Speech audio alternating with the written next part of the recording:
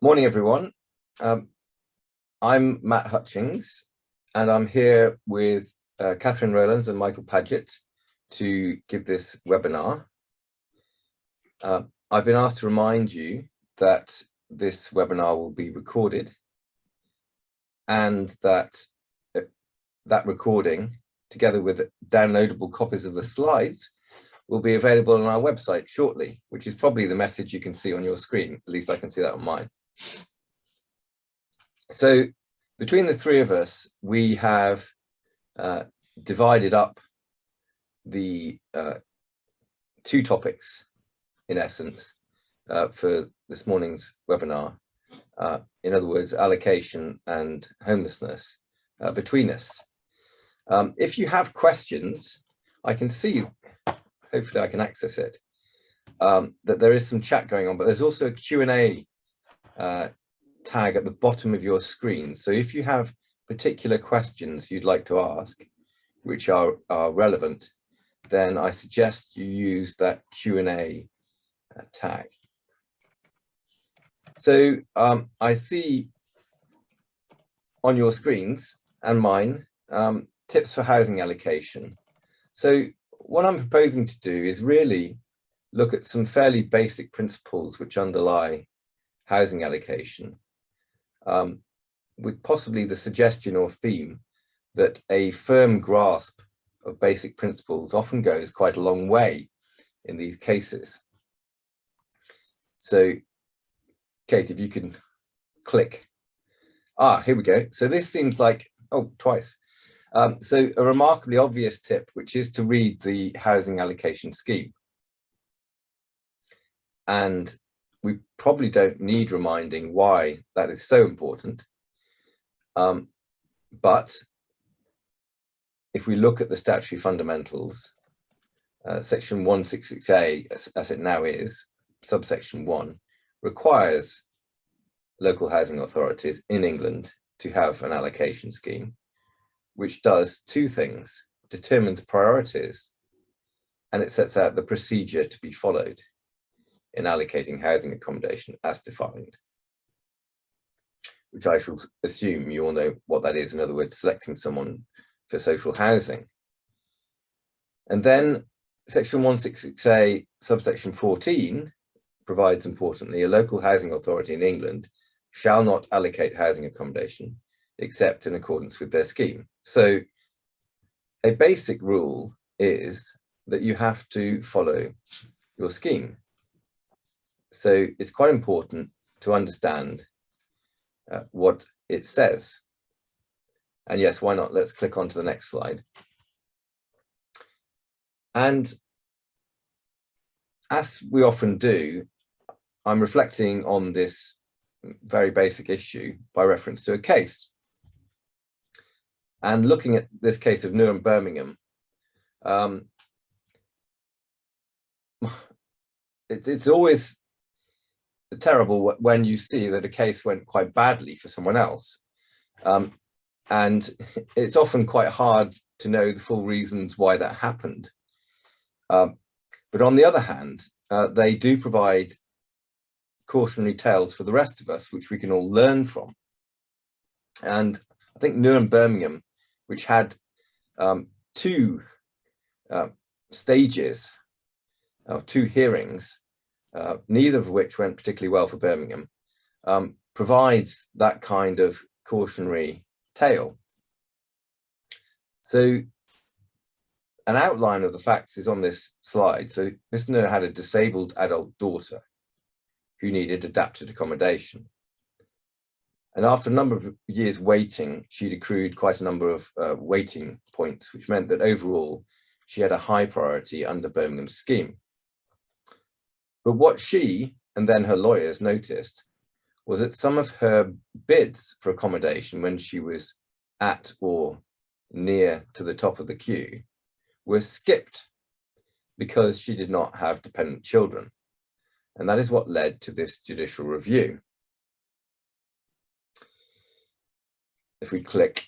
So again, this is an outline, but I don't think one needs to go into too much detail to appreciate what the issue was.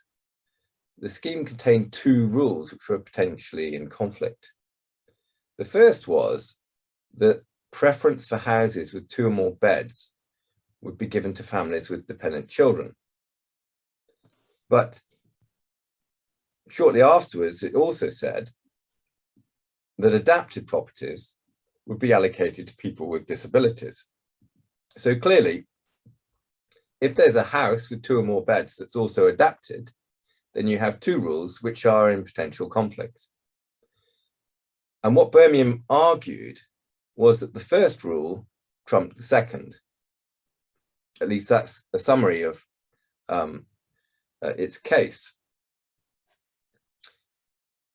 In the event, the judge held that that is not what the scheme said. But further, allocating adapted properties to households without a disabled member would not make sense. And so on that issue, they lost. And just reflecting on the outcome in that case for a moment, I think one of the lessons we can learn is it can become quite dangerous if one's client becomes entrenched in a particular view of how the scheme should operate, and there should always be room for that to be challenged and questions to be asked about whether that's really the best interpretation of the scheme. But in this case, you can also perform an analysis about what reading an allocation scheme actually means. First, of course, it means read the words, but secondly, read them in context. And then thirdly, and importantly, ask yourself, does the interpretation I have just produced make sense? And the problem for Birmingham, the ultimate problem for Birmingham, is that it didn't make much sense to allocate adapted properties, which are in very scarce supply, to households who did not have a disabled member.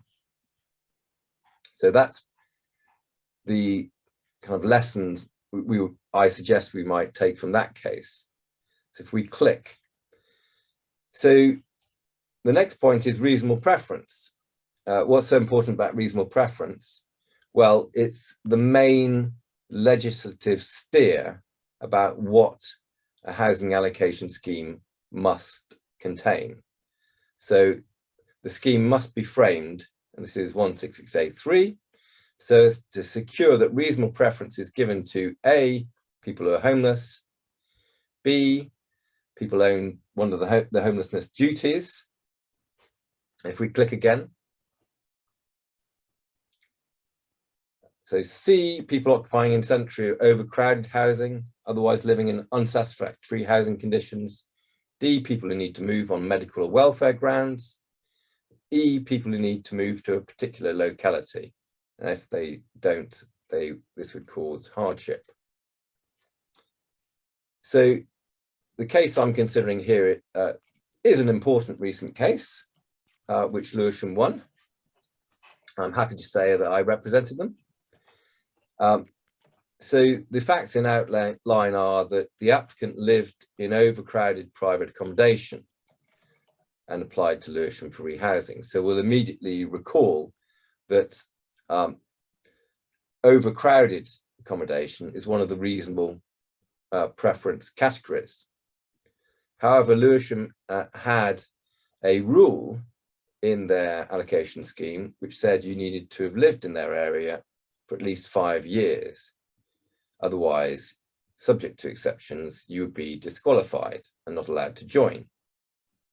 So this case raised in a clear way the issue of whether a residence rule can lawfully disqualify an applicant who is within a reasonable preference category. And the answer the judge gave was yes. So if we click on, so, well, how did the judge come to that conclusion? Because there was a previous decision of Miss Justice Goss in MA and Ealing, in which he decided pretty much the opposite.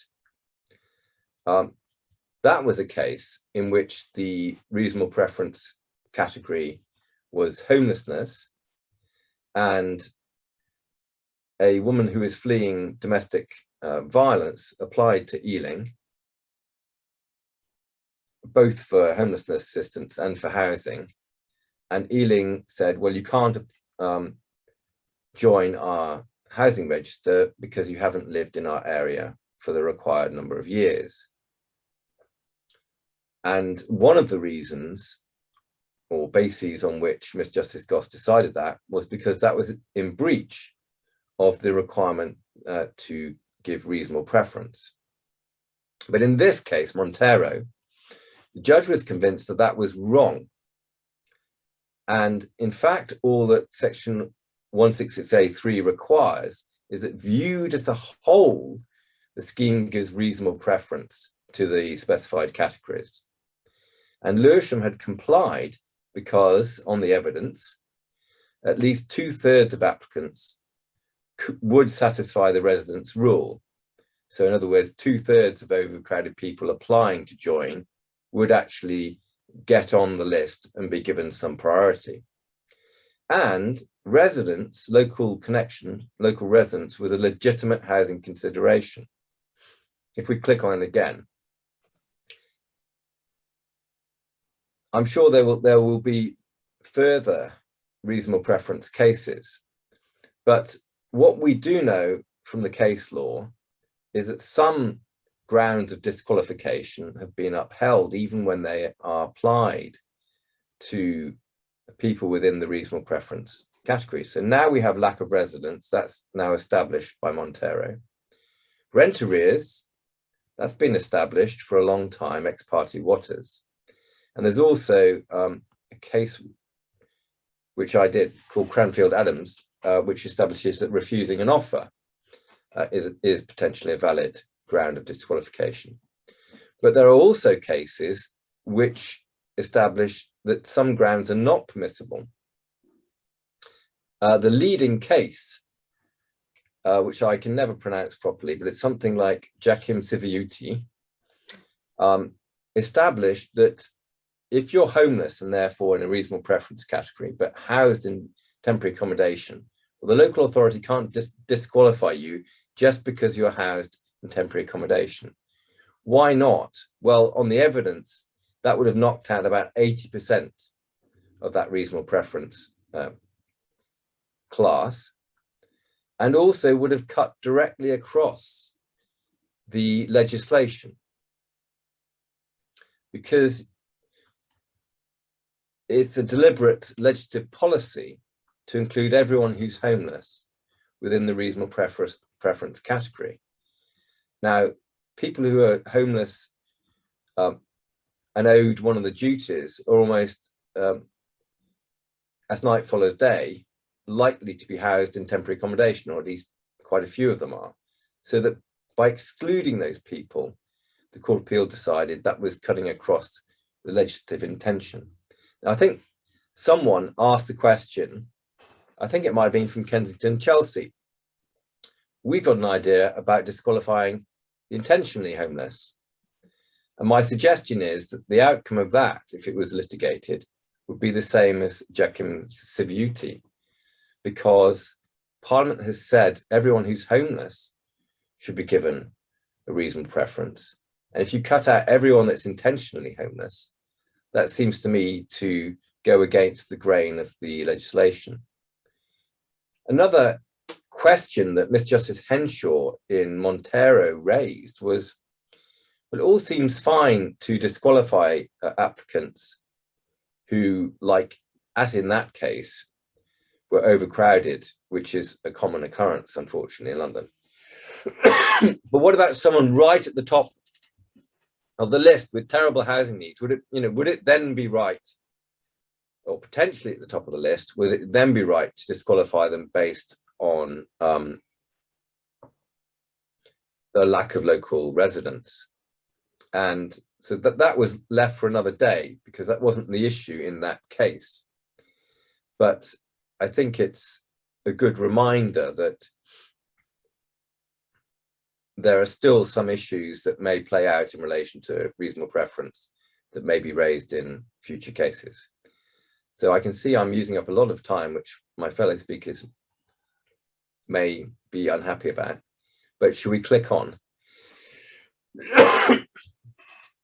So tip 3 is about equality and reviewing the equality impact of policies.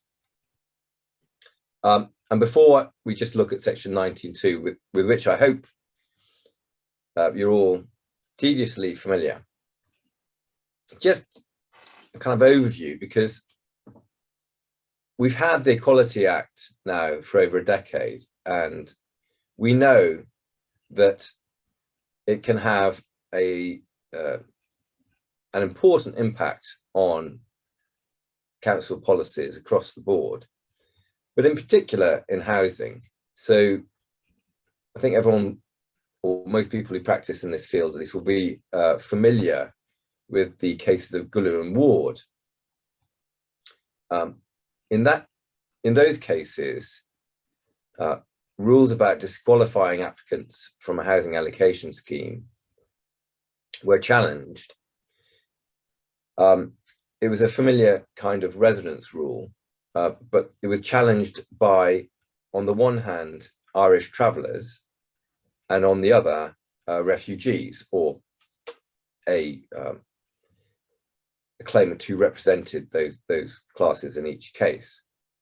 And what the Court of Appeal decided was that a rule requiring a period of residence within borough disadvantaged those two groups, in other words, travellers, because traditionally they have an itinerant lifestyle, and refugees, because of the way that refugees will have recently come into the country and then been dispersed, and so it's harder for both of those groups to establish a period of residence in borough.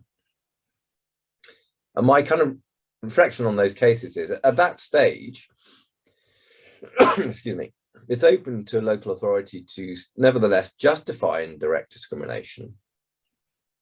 But the primary way in which you're supposed to do that is by reference to your EQIA.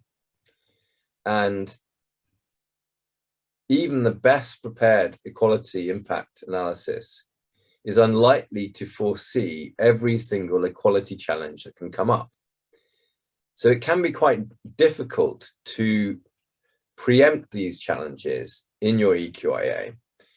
And my suggestion is that possibly the best way to proof yourself against these challenges is to have regular equality and diversity reviews of your policies to check whether points are cropping up and how you can justify the equality impacts. So let's move on then to the nitty-gritty. Section 19.2, indirect discrimination is there defined. A provision, criterion, or practice which applies both to people with the protected characteristic and to other people. And importantly, it puts persons with the protected characteristic at a particular disadvantage. And if we click, it puts the claimant at that disadvantage, and the local authority cannot show it to be a proportionate means of achieving a legitimate aim. And that applies to housing allocation by virtue of section 29.2. So the nature of indirect discrimination, as I'm sure you're familiar with, is that on its face, the provision is neutral, but the way it operates in practice is it disadvantages certain groups, and in particular, groups that are defined by having a protected characteristic. And this was the second stage of Newham Birmingham. So what the judge found, you'll recall Birmingham had a rule which gave preference to families with dependent children for allocation of houses. Now the judge found, based on statistical evidence, which was general statistical evidence, not specific to Birmingham or anything like that, but nevertheless it was sufficient for him to find that households with a disabled member were less likely to include dependent children. So in other words, this rule about excluding people who didn't have dependent children from an allocation of houses with 2 beds plus would have a disproportionate adverse impact on households with a disabled member. So that got the indirect discrimination challenge off the ground. Oops, I think we need to go back. Not that far. Perfect. So there was an evidential battle in that case as to what actually happened. The rest is history now, but what the judge found is that Ms. Noor's bids had been skipped on the basis that, firstly, she didn't have dependent children, and secondly, the property that she bid for was not adapted. So at that point, we can now click on. I think these are interesting findings. So the judge held that the following were PCPs which put disabled people at a disadvantage. So firstly, the rule that households requiring adaptations could only bid for adapted properties. Secondly, that households requiring adaptations were unable to bid for adaptable properties which weren't yet adapted. And that was because there was no information on the bidding system which enabled them to work out whether properties were adaptable. And obviously, the rule that households with dependent children were given preference for houses. I think the first, so if we just pause there for a moment, I think the first holding is disputable in this sense, that if a housing allocation scheme says that households with disabled members who need adapted accommodation can only bid for adapted or adaptable properties, all that's really saying is you can only bid for a property that's suitable for you. And I would question whether such a rule actually places disabled people at a disadvantage, rather than merely the fact that they need an adapted property. So I think he may have gone a little bit far in some of his holdings. If we click on, we'll see that in the end, the debate became all about the rule about giving preference to families with dependent children. Because when it came to justification, predictably, Birmingham didn't have the kind of detailed evidence or EQIA showing that they've seen this point coming for years and they dealt with it in advance. And I suspect very few authorities will have done so before this case. But nevertheless, the judge dealt with the arguments, and in essence, there was a serious problem with it because all the adapted properties on the housing register were houses, so that potentially the rule giving preference to families with dependent children would mean that disabled people didn't get rehoused at all. So that was a very serious difficulty with the way that Birmingham's housing allocation scheme, as the judge found, operated. And as I say there on this slide, he doesn't seem to have considered the first and second supposed PCPs separately. So they seem to have been treated as really part of the dependent children rule. And I think that brings me to the end of my overview of some basic points. If we click on, we'll see that. Oh, no, not quite. Ah, yes. Now, these do provide food for thought. So obviously, in the case of Birmingham's scheme, the big problem they had was that adapted properties should have been taken out of the rule about allocation to households with dependent children. But I suspect other authorities may wish to reflect upon the other two suggested reasonable adjustments. One is providing information to applicants about which properties are adaptable, because as the judge held, it disadvantaged disabled people if they can't tell what properties are actually suitable for them. And obviously giving preference for an allocation of adaptable properties to households with disabled members. That goes hand in hand, in a sense, with the earlier point. So those are perhaps two areas that a number of local authorities might want to think about, given the difficulty in procuring suitably adapted properties. I think I am now probably done and should hand over to Kate. Before we let you go, there's a question on the chat rather than on the Q&A. Yes. Somebody would like to know the case name of the one that says refusal of a suitable offer justifies reducing preference. Disqualification in that case. Cranfield Adams, I believe. I should remember it because I did it, and I believe my instructing solicitors in the audience and will not think well of me if I got that wrong. Super. Right, the next two sessions are going to be on homelessness. I'm going to kick off, and then Michael is going to follow. And we are, of course, trying to do what Matt has just identified as something very difficult, which is trying to identify what future issues there are going to be. What are the future issues facing local authorities when dealing with homelessness? So to try and illuminate this, I've been trying to look at the statistics and trying to assess the impact of the pandemic, because of course here we are, local authorities, we've just gone through the pandemic, hopefully.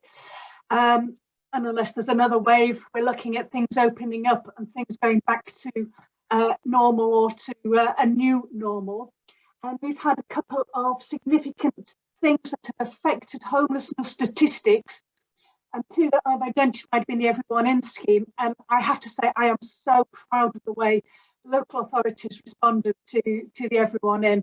Obviously, we're going to have the repercussions of that rippling away for the next year or two as we see positive things coming out of it and some errors that were made as well in the frantic start of the pandemic. But Everyone In seems to have led to a 24% increase in single men in temporary accommodation. So it's always been the case that a single man has been bottom of the pecking order for temporary accommodation. And in the last set of statistics, which were just released in September, but only go up to March 2021, we see this really significant increase in single men in TA with local authorities. Now, obviously, the impact of that is that it allows local authorities to work with those single men to solve the homelessness problems. It also means that that is temporary accommodation that can't be used for other people. The good side of the statistics as well is that they show that there are fewer families in temporary accommodation, and hopefully the corollary of that is that there are more families that are actually having homelessness prevented or being helped straight into longer term accommodation by local authorities. So that's a really positive part of the statistics. The other thing that is going to be affecting the statistics at the moment is the moratorium on possession proceedings that we had during the pandemic, which has led to, at the moment, as at March 2021, a 45% drop in threatened homelessness cases. So again, that's something that is on the face of it positive. Is it going to be a long-term thing, or are we storing up problems? Are there going to be a wave of new applications in future? If we look at the statistics in relation to possession proceedings, and we've got more recent statistics on those, we've got statistics in relation to the following quarter. We see that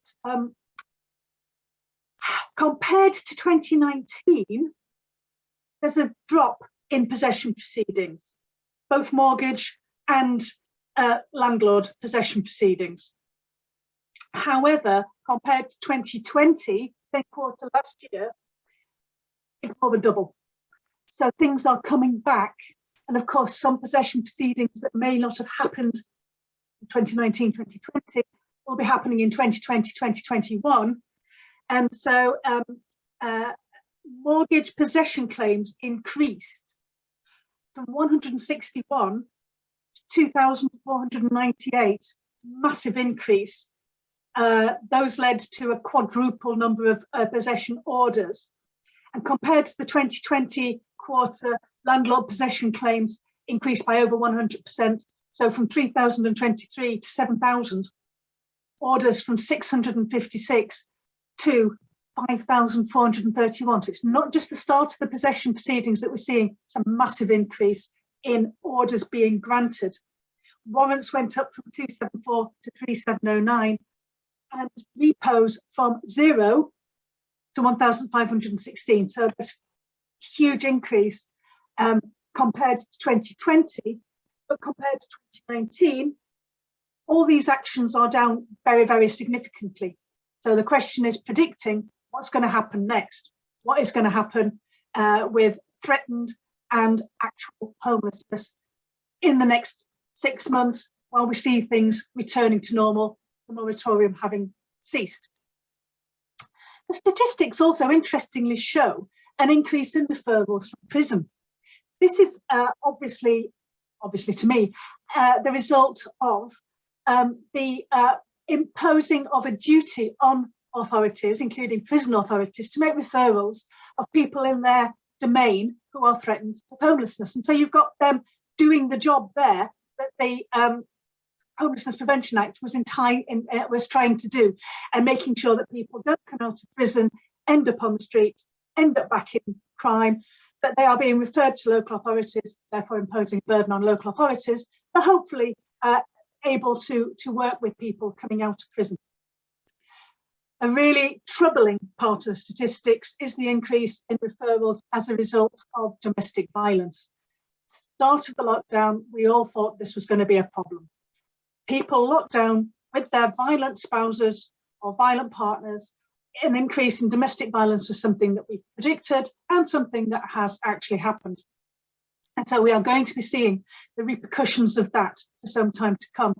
And here are the slides in relation to the reasons for the loss of the last settled accommodation. So the top green barrier is the current, well, January to March statistics. Compare that to the year before. And so you will see that here you've got the end of private rented assured short-hold tenancies, greatly reduced in 2021 as from 2020. But domestic abuse significantly increased, non-violent relationship breakdown also increased. Other things have stayed pretty much the same, except for ends of social rented tenancies and small decrease in being required to leave asylum support, not really statistically very significant. So one of the other things we are having to deal with is the impact of Brexit. And so that has changed the rules in relation to eligibility. If you look at them, one thing that's changed is this a little bit simpler, because you don't need to worry too much about whether someone is an EU national and have got derivative rights from being EU nationals. But of course, what we had in the time up to June of this year was people applying for settled or pre-settled status who were EU nationals who'd been here before Brexit. And the official estimate before Brexit actually happened was that about 3.4 million people would be eligible for settled status That is to say, the status gives them a right to reside in this country and a right to housing assistance. As at the 31st of March, however, 5.3 million had applied, so quite a significant uptick in the numbers again. Out of those 5.3 million, 53% got settled status, 44% pre-settled status. So, you know, it's looking like most people actually get status. And again, that books what we thought was going to happen. We thought a lot of people would fail to get status. What is failing more is the derivative applications. So by derivative, I mean applications for people, for example, who are Zambrano carers, or who've got such as the Singh status, or kind of status leave to remain in this country that depends on somebody else having status and then having a relationship to that person that requires them to stay in this country. So there's only been about 10,000 of those applications, but most of those, a higher proportion of those have failed than sort of the general settled status. Before Brexit, it was estimated that about 900,000 EU national children in the UK, and local authorities, of course, very often have care obligations in relation to those. There's been fewer than expected applications from EU national children. Where's that other 100,000 gone to, given that we've got so many more applying for settled status? The worrying fact is that of the nearly 4,000 care leavers who it was estimated were eligible to apply, only 2/3 have. Local authorities are potentially storing up problems for themselves there. So grace period for applying for settled or pre-settled status expired 30th of June 2021. There is still a residual discretion for the Secretary of State to say, okay, you didn't apply in time, got a good reason for that.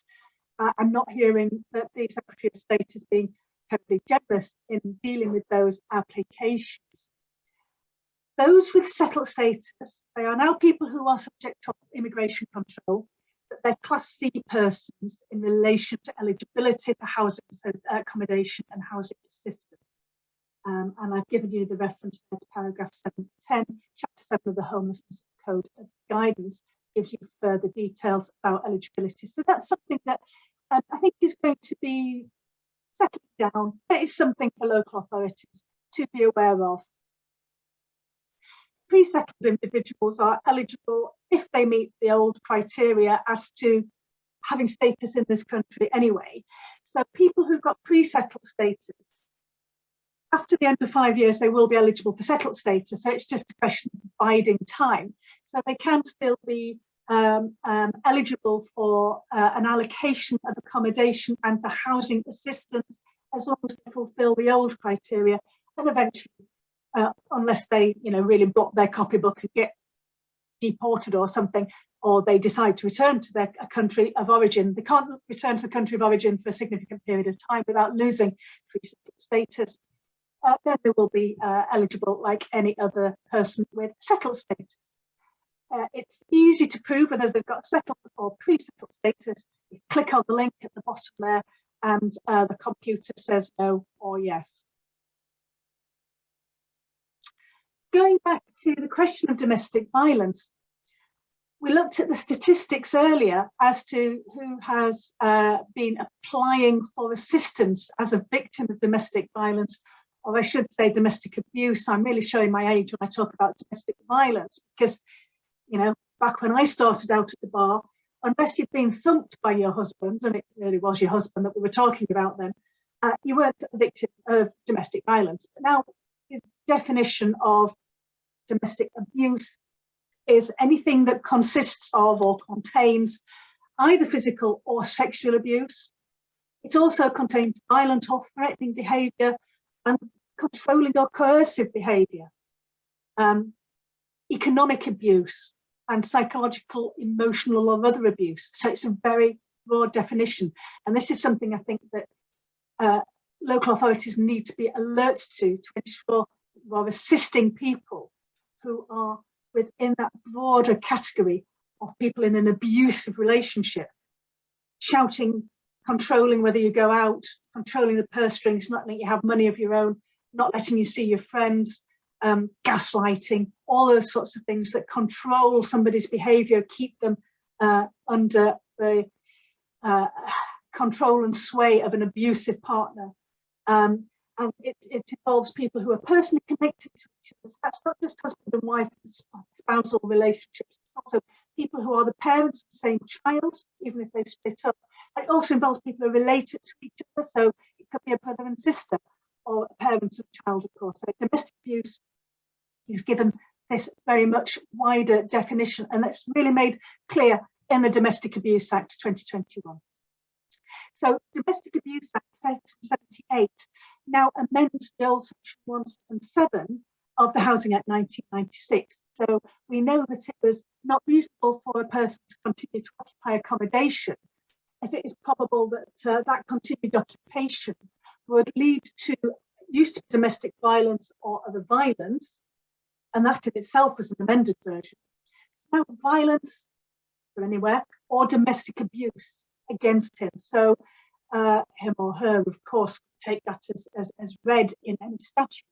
So that is something that you have to consider now when someone applies to you saying that they have been the victim of domestic abuse. They've had to leave the accommodation that they were formerly residing in because they thought they would be subject to domestic abuse. And that, as I say, has that wider connotation now. And then if you are fleeing accommodation, you've lost your accommodation as a result of being a victim of domestic abuse in that wider definition, you've automatically got priority need. You'll recall that there are various categories of people who've got automatic priority need, people with children, and various other categories that have got priority need only if they are vulnerable as a result of being old, disabled, etc. This is an automatic category of priority need. So you've got priority need if you are a victim of domestic abuse. 10,470 last year could increase given this new wider definition and also the wider awareness of it that comes from it being the subject of new legislation. And we looked at the stats about people who were in a non-violent relationship breakdown. How many of those would come into the category of breakdown because of domestic abuse? I couldn't live with him any longer because he was so controlling.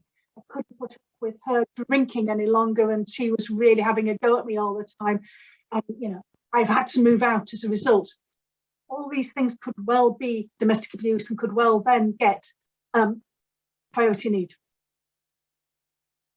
So those are two new categories to look at.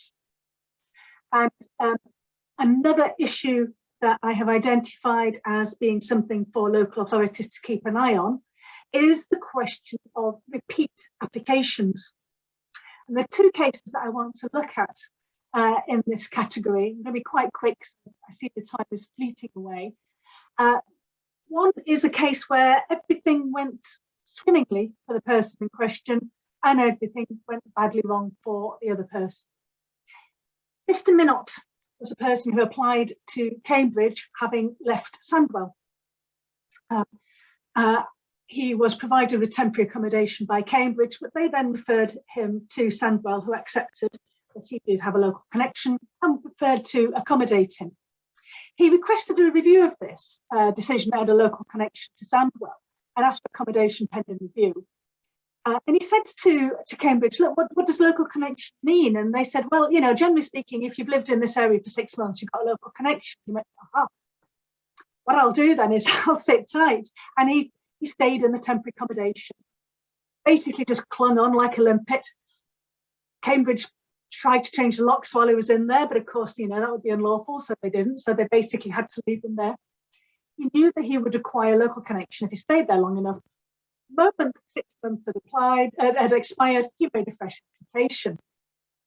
As you can imagine, Cambridge was not entirely amused by this. They rejected his fresh application and he sought judicial review of that. Cambridge, the only new fact is that you've been in this TA for 6 months, despite the fact that you haven't got any duty to them. And the court upheld that decision and said, in the circumstances of this case, not saying that it would apply across the board. The simple passing of time and the unlawful occupation of the accommodation cannot amount to a new fact for the purposes of a new application under the Housing Act 1996. So look at the new fact. This is basically, says the judge, tantamount to a manipulation of the homelessness statutory regime. So he didn't get away with that. At the other side of the scale is a very recent case of Ibrahim and Westminster City Council. This is a lady who'd done everything really that she could have done, but was let down by those representing her. And it has to be said, Westminster City Council dropping the ball on a couple of points. She was a refugee. She came from the Democratic Republic of Congo. She was granted asylum, so she was in mass accommodation until she gets asylum, and then was kicked out by the state. She did have mental health problems as a result of a traumatic experience that she'd had in Congo, and she had PTSD. She did have a tenancy of a flat in Middlesbrough. She had a neighbour who broke in while she was in the bath, and the police put on record that he was intending to either rape or kill her. She got understandably cleared out and stayed with a friend until the friend asked her to leave. She applied as homeless then to Westminster. Now, Westminster, obviously, as being one of the London authorities who are very attractive to people wanting to live in London, take quite a sceptical view. They did give her temporary accommodation, and but they did decide that she was intentionally homeless, having left the accommodation in Middlesbrough, that it would have been reasonable for her to continue to occupy. She sought a review and she didn't appeal. She had been assisted by a charity. They passed the papers on to solicitors. The solicitors went, oh, it's too late, it's out of time, didn't do anything.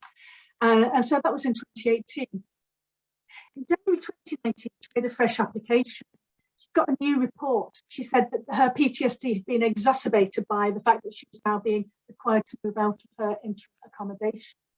Westminster then said, no, that is not a new fact. We already knew that you had PTSD, nothing new in this. She sought a review again.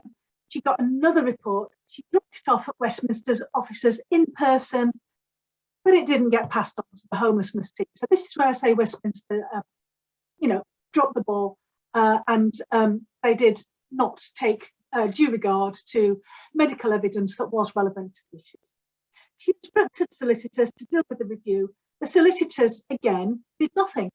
They didn't respond to a Mind at 2 letter, and the decision was upheld on the 28th of August.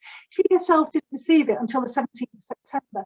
Her solicitors then said, dear Mrs. Ibrahim, the decision's been upheld.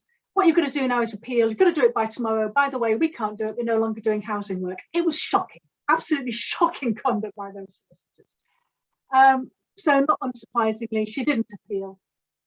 And she went to new solicitors, Osborne's, who are proactive to the point of being really irritating sometimes. But hey, they really did get the ball rolling in relation to this.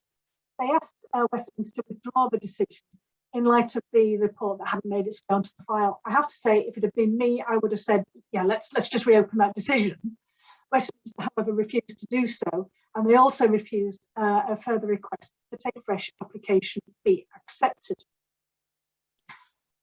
The court said that this should have been accepted as a fresh application. It was argued that this new report, the one that they hadn't looked at, predated the decision, so it wasn't new material. Now, that argument, not unsurprisingly, failed, and I think the sympathy vote would, very much different from Mr. Minnett's case, be with the applicant in this one. It's the fact knows the local authority that matters, not the actual facts that exist. And I think that's consistent with other things about, various other things about applications and Mind at 2 letters.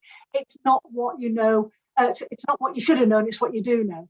The fact that the claimant solicitors had not made relevant submissions was also irrelevant, as the issue of whether it was reasonable for her to continue to occupy the Middlesbrough flat was an obvious matter that Westminster should have considered. So those are the kinds of issues that local authorities need to be aware of when considering whether to accept fresh applications.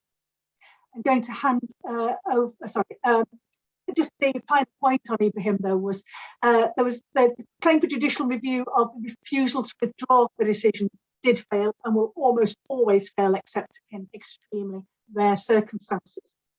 There was also a PSED sort of make-weight point on this one. And although there had been a breach of PSED, it wasn't an independent ground in itself, so it didn't actually make any difference to the decision.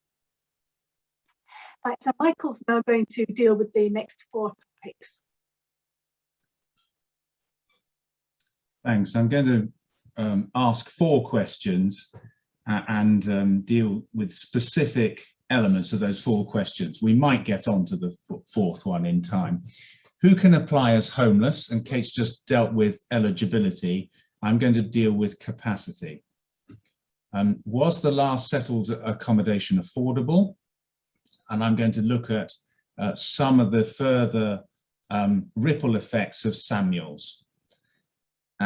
Thirdly, what is suitable accommodation, and when do you have to decide the suitability question? Is it at the point that the offer is made, or is it at the point of the review process? And finally, if you do make an error of some sort, what is a big enough error to justify and found a successful county court appeal? In other words, what is the test for non-material errors, and should the highly likely test, which is applied in judicial reviews now, also apply in county court appeals? Okay, Kate. So, as I say, Kate was talking about eligibility, and there's another aspect, which is capacity. Obviously, you don't need to make a homelessness application in a formal document, and we know all about the guidance to avoid gatekeeping. But old cases did say that you do need to have the capacity in this context, the capacity to be able to understand where to live and make decisions about where to live, and the ability to manage a tenancy agreement there.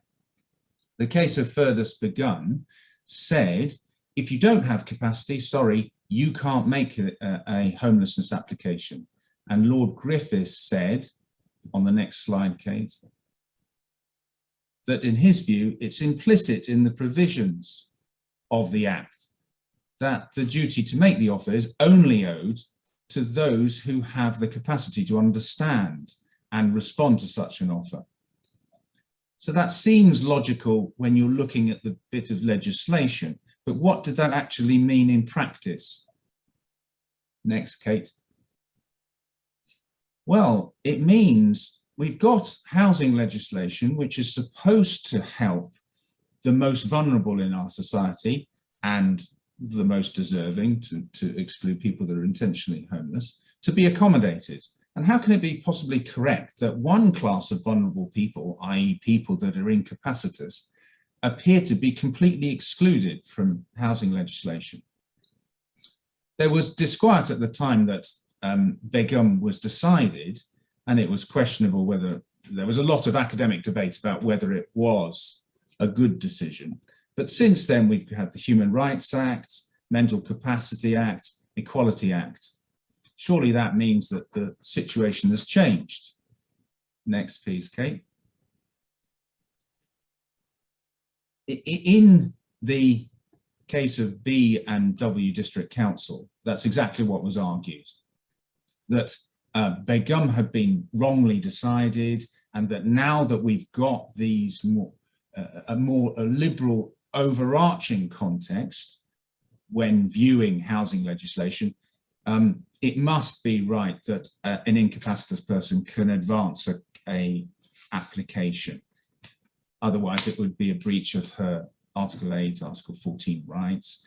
But the Court of Appeal said no, and the majority, Lady Justices Arden and Aspid, said the reason they're saying no is because when the housing legislation was updated in 1996, everyone knew about the Begum case, and yet they didn't modify. And so Parliament continued to intend to exclude incapacitous persons. That's an application of what's known as the Barras principle. Lord Justice Lewisham said that actually we're not bound by Begum, but he still found that WB couldn't make a homelessness application. What's the solution? Kate, next slide, please. It is that there are other tools that an incapacitous person can use now.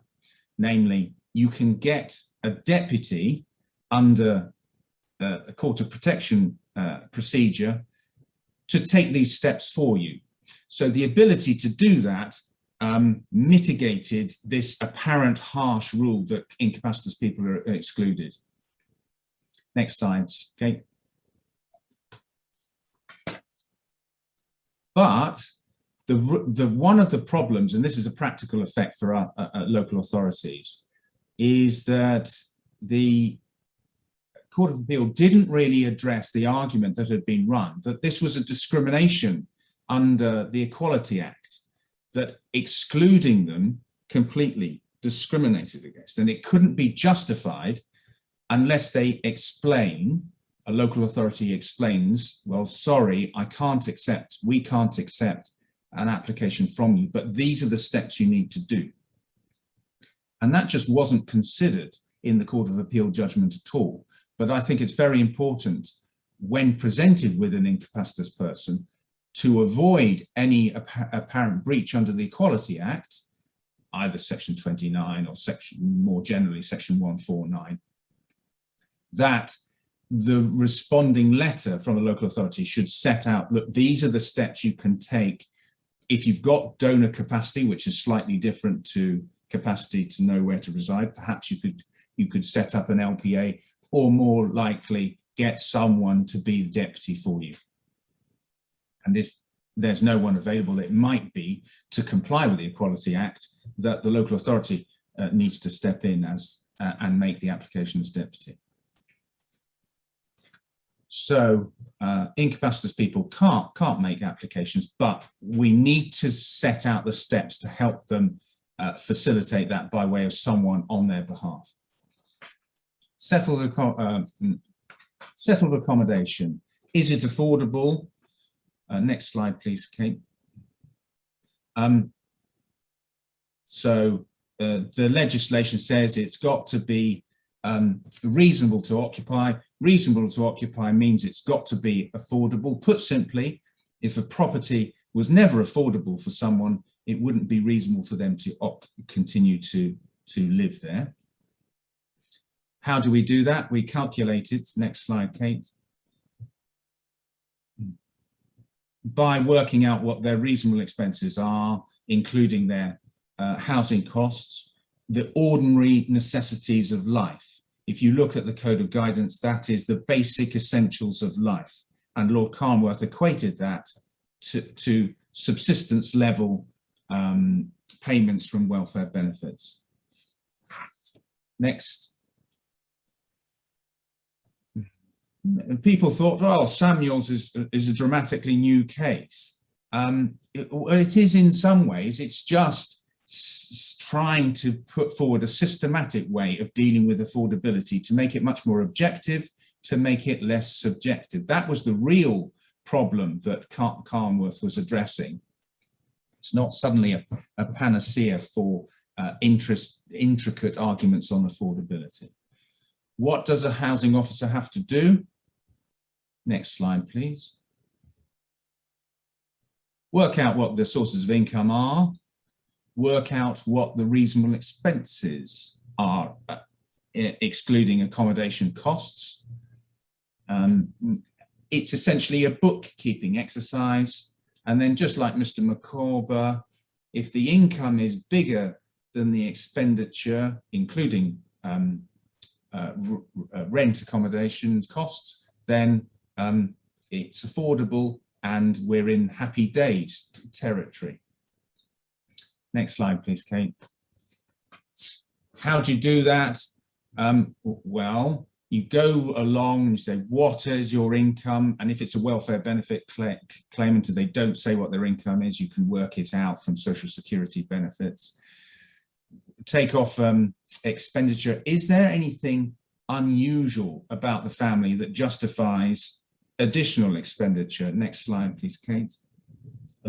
Like, for example, they may live in the upper country lane, justifying higher travel costs. Then if there's an explanation put forward for these unusual expenses, officer has to decide, do I agree with that? And although this is supposed to be objective, well, I think there's still a subjective element. And then do the final sums. Next slide, please, Kate. So it's pretty easy. If you're in social sector accommodation, it's very likely that the accommodation is going to be affordable. If you're in the private sector, it depends what your income is. It depends what the shortfall from housing benefit is. And that's why, next slide, Kate, in Samuel's, even when you added up all the benefits, there was a shortfall already. So it is unsurprising that it was unaffordable. By contrast, in Patel and Hackney, there was still enough money, even when the original officer had allowed £32 a week to pay for white goods, replacement of white goods. That was subject to review, and at the reviewing officer's stage, they excluded as a ongoing constant expense the £32. But when analysing the whole of Mr. Patel's circumstances, they noticed actually he had more income than he was suggesting, and so still found that he was in affordable accommodation. The Court of Appeal said this. Next slide, please. That there was no problem with the approach of the local authority. Recalculations of income and expenditure are routine. They must be evidence-based and have regard to the points raised. But if that happens, there's no breach of public law. Next slide, please, Kate. And this is an extract from Patel and Hackney that I think will be used in affordability cases, a bit like paragraph 32 in Holmes Morehouse is used generally on County Court Section 204 appeals. And just picking in the middle bit of it, it's not for the County Court on a statutory appeal on a point of law to review multifactorial assessment, the multifactorial assessment which the housing or review officer has carried out. Unless they've just gone completely off beam, it's not going to be a breach of public law. It's not going to mount a successful 204 if they follow the step-by-step Samuel's approach. So I think there'll be much less of affordability challenges in the future. It was perfectly okay to notice that the white goods would be an occasional cost, and that would arise every now and then, not consistently. And it's interesting to note that the AHAS guidance would put down a figure of £8. Well, what would have happened per week? What would have happened if having done the sums, the income and expenditure was similar to £8, plus or minus? Well, there might be more of an argument there, but I think again, isn't that still the same territory, that they're doing an objective judgment that isn't in any way an error of law? Okay, next we're going to talk about suitability and when should you decide the suitability issue. This is in the context of out-of-borough placements in Bromley and Broderick. An applicant who was owed a full housing duty was offered accommodation in Gillingham, and that was about 30 miles away from where her family resided, which was in Bromley. Was that suitable? She said, no, it's not, because if I go down to Gillingham, Medway Towns, it's going to aggravate my depression. And so she did the silly thing of outright refusal rather than going in and asking for a suitability review. And in Broderick, they say exactly the same as they say everywhere else in these cases: please accept the accommodation, and then you can challenge on suitability. The accommodation that was offered was a 2-bedroom flat. It had just been about to be refurbished, and in fact, the deadline for accepting was extended for a whole month for her. When on review, the reviewing officer said, at the time that you were made this offer, 19th of December 2017, this was the only offer that was suitable for you. We had 2 other properties in the Medway towns, but they were too big or too small for you. And we had 1 other in Maidstone, which was going to be too expensive. It would have cost the local authority another 7,500, or her another 7,500. And so it was just too expensive. But the county court judge said, no, there's been an error here, because at the time of the review, you needed to consider what might have been available, and you needed not just to consider what was available on the 17th of December, but perhaps a few days after that. Was he correct in taking that view? Next slide, Kate. No, he wasn't. Yes, there are some situations where you need to consider the circumstances of the person at the time of the review, but where accommodation has been offered and refused, it is not such a situation. You don't have to wait. The local authority doesn't have to wait until something even nicer turns up. Just like Mr. McCorver again, hoping that there might be something even better. All you have to do is consider the facts as they were at the date that the accommodation was offered, albeit those facts may be uncovered later on, but that it is a retrospective process that you're looking at. So they don't have to wait around. They do have a discretion to wait. They could, in theory, the local authority could, in theory, say, well, we've got this one, let's just wait a couple more days to see if there's something that might crop up. But if they don't exercise that discretion, that's very, very unlikely to be an error of law, especially if you're a London local authority, very unlikely to get anything better unless you know that there's going to be a whole tranche of affordable accommodation that is finished, and the Lord Mayor is going to be cutting the ribbon in a couple of days' time in your borough. So there was nothing wrong in the way that Bromley approached its suitability case. Okay, finally, just a bit of pure law rather than subject matter law. County Court Appeal, well, what are they? Next slide, Kate. As we think we should know, they are judicial review that's been kicked off out of the admin court. The High Court judges were getting too busy, so every now and then they kick off things either into a tribunal if it's immigration work, and in this case it was housing work. It went off to the county court. If you go into the county court with the section 204, it is akin to a judicial review. And you can run judicial review arguments. So what happens if there's an error, but it is not going to materially affect the decision? Well, Ali and Nessa at the moment says, if it was inevitable that the local authority would reach the same decision, then the section 204 is not going to succeed.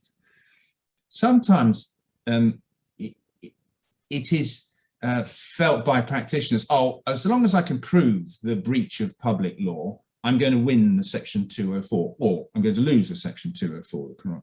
But because they forget the remedies under section 204, there's always a remedies point, and that's what the inevitability point bites on. And it's arguable that the remedies area needs to be subject to a reappraisal now in light of section 31(2)(a) of the Senior Courts Act. Next slide, please, Kate. Which it is a restriction of the ability of High Court judges to grant remedies in judicial review. A lot of them really don't like it. They feel that this is a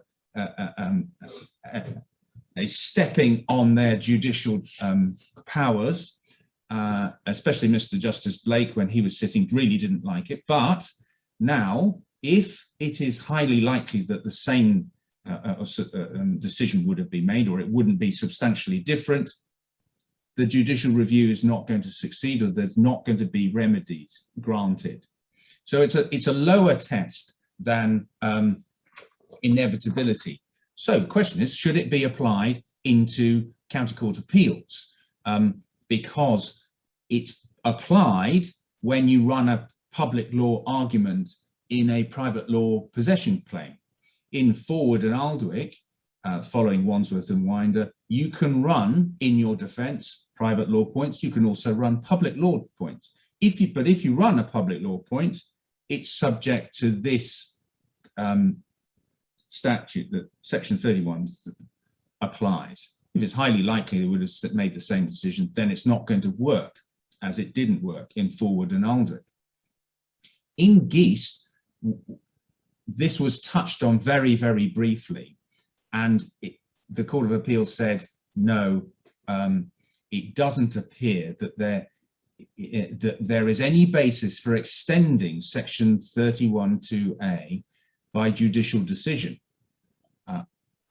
Answer to that is, well, why not? Why can't it be extended by judicial decision? Because judicial review in the county court is always subject to new case law. And why would the fact that this is in statute make any difference at all? If it doesn't apply in the county court, then you're going to have a very unique type of judicial review, which is subject to case law, but not subject to statute. So this is a point that needs to be decided by a Section 204 appeal soon.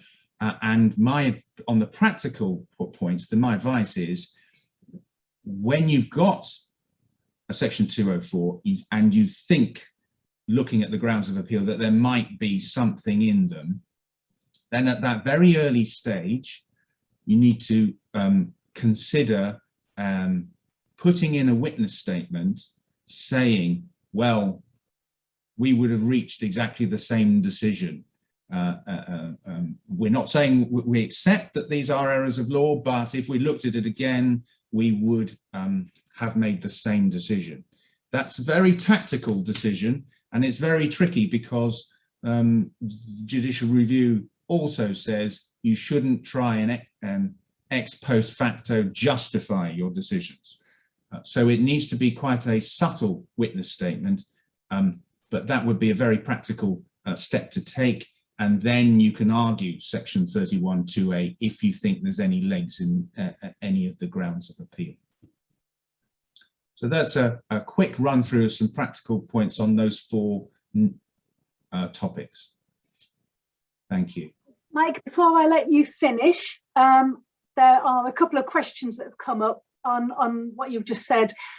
Stephanie has asked, so are you saying that every time it is inevitable that the local authority will reach the same decision, an appeal will be unsuccessful? Yes, that's the current approach under Ali and Nessa. But arguably, Ali and Nessa had already been diluted down, and I think now you can, with as much force, argue that the lower test of highly likely should also succeed. I've also been asked, what's the name of the later homelessness decision on capacity that you referred to? Yes, it's the W and B and W. And I can send over the specific reference. I'll give you the specific reference now. That is 2019 QB 625. Thank you very much. I know we've gone over our time already, but there are some really interesting questions coming up. So if everyone else is willing to stay on, I am too. And one of the questions is about whether domestic violence, local authorities are now required, as from the 1st of November, to offer lifetime secure tenancies rather than a flexible tenancy to a victim of domestic abuse, where they're being rehoused as a result. And they previously had either a secure or an assured tenancy. And the question has been asked, could local authorities offer an introductory secure tenancy that turns into a lifetime tenancy? Or would it have to be straight into secure? And that's answered it live on screen. It doesn't appear to prohibit introductory tenancies. But my view is, it doesn't say that you can offer an introductory tenancy. So I would be a bit nervous about offering an intro tenancy in circumstances where somebody is entitled to have a secure tenancy. It says the local housing authority must grant a secure tenancy that is not a flexible tenancy. There is an introductory tenancy that will lead to a secure tenancy for the purposes of 81ZA. I think you might be reading too much into it, because it seems to be a provision that only applies where the local authority grant a secure tenancy, and it simply regulates what kind of secure tenancy must be granted. But I mean, if you're rehousing someone who was secure or assured, I suspect there are other reasons why they're going to get, it's a man, in old money, it's a mantran. So I suspect they're going to go straight into a secure anyway. Why would you impose an introductory under your policies? I mean, they were already a social tenant. So I think there'll be other reasons why they go directly to a secure tenancy. But I don't think it actually says that provision. So there we go. We've identified an interesting legal issue where two highly experienced barristers reach different views, at least yes. Initially. Instruct Matt, because you'll be wanting that point of view. There was also the question about Section 11, the Children Act 2004. Where we agree, more or less. We agree more or less. More paperwork, Kate, come on. Even the greatest cynic would admit that Section 11 means there's more paperwork involved. I just wanted to refer to Sandwell and Safi, which was a case where I thought I was going to put this to bed, to use a possibly appropriate turn phrase there. And we had a whole morning of arguments about the effect of Section 11 of the Children Act 2004 in suitability and reasonable to continue to occupy. And turned out, you know, one paragraph in the judgment at the end of the day, which the judge then turned on something else. But basically what the Court of Appeal said is it doesn't really add anything, because if a local authority is doing its job properly, it's going to have due regard to the issues that affect children. Well, that's the same as Hack and Hackney. As long as you think about the right issues, then these sections don't make any difference. But the trouble is when you haven't spelt out that you've thought about something carefully. But I mean, I'm basically with you in the sense that if you're asking yourself, is this tiny accommodation suitable for a family with children, you should be asking yourself, does it have an adverse effect on their development? You know, what are their main needs at this age? You know, so you should be asking those questions anyway.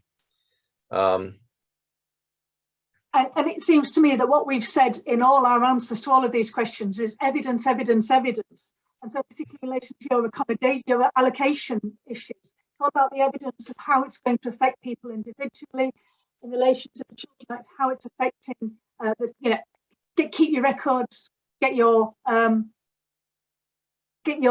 defence in first, if you like. Anyway, we've gone on for at least 20 minutes longer than we were intending to, and we seem to have kept most of our audience. So I think that's thumbs up to my fellow panel members. And I should remind you that you can find a recording of this webinar together with downloadable slides on our website in a short period of time. And thank you very much for attending.